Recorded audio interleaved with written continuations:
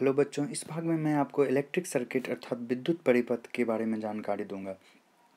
तो electric circuit अर्थात विद्युत परिपथ से हम क्या समझते हैं। जब भी आप एक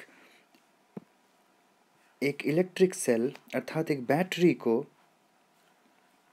किसी बल्ब से आप जोड़ते हैं,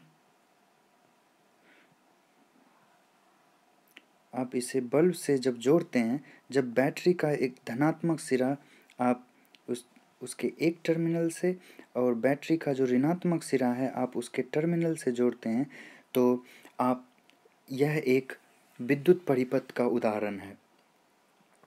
इसे पूरी तरह से समझने के लिए हम इस इलेक्ट्रिक सर्किट अर्थात विद्युत परिपथ का उदाहरण लेते हैं।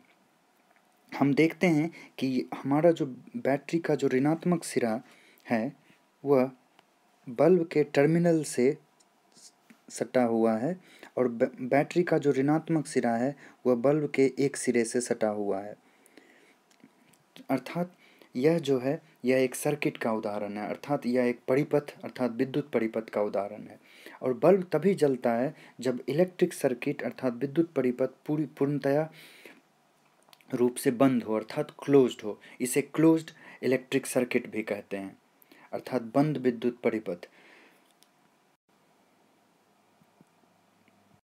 अब हम विद्युत धारा अर्थात करंट की बात करते हैं। आपने अपनी निजी ज़िंदगी में यह तो ज़रूर महसूस किया होगा कि कौन कौन सी चीज़ें हमें विद्युत धारा देती हैं।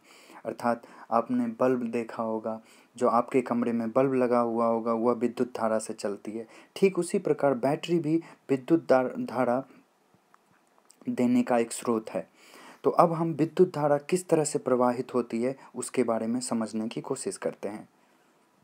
तो जब हम किसी बैटरी के धनात्मक सिरे को बल्ब के एक सिरे से जोड़ते हैं और उसके ऋणात्मक सिरे को बल्ब के दूसरे सिरे अर्थात टर्मिनल से जोड़ते हैं, तो क्या होता है। तो जब हम यह जोड़ते हैं तो बल्ब के धनात्मक सिरे से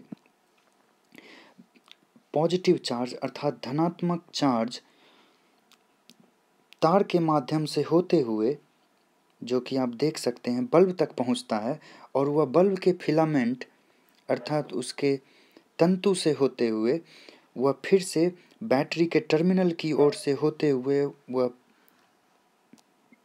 बैटरी के ऋणात्मक सिरे अर्थात बैटरी के नेगेटिव साइड में पहुंचता है। तो इस प्रकार विद्युत धारा प्रवाहित होती है।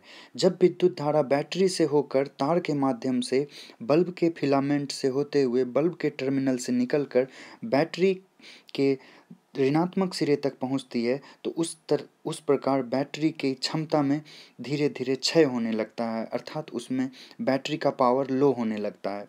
जब हम इस प्रकार बैटरी का प्रयोग बहुत दिन तक कर लेते हैं तो बैटरी में रासायनिक क्रिया होनी बंद हो जाती है और बैटरी काम करना बंद कर देता है। तो इस प्रकार हमारी विद्युत धारा किसी भी बल्ब को जलाने में मदद करती है और इस प्रकार विद्युत धारा काम करती है।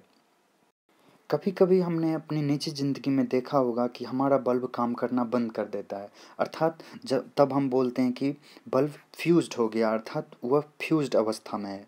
तो हम फ्यूज्ड अवस्था से क्या समझते हैं। जब हमारा बल्ब का फिलामेंट अर्थात उसका तंतु का सिरा अगर टूट जाए, जब हम यहाँ पे हम देख सकते हैं कि बल्ब का तंतु इस प्रकार होना चाहिए था, लेकिन अब वह इस प्रकार नहीं है क्योंकि वह टूट चुका है। तो उस अवस्था में हम कह सकते हैं कि बल्ब फ्यूज्ड हो गया अर्थात बल्ब का तंतु टूट गया।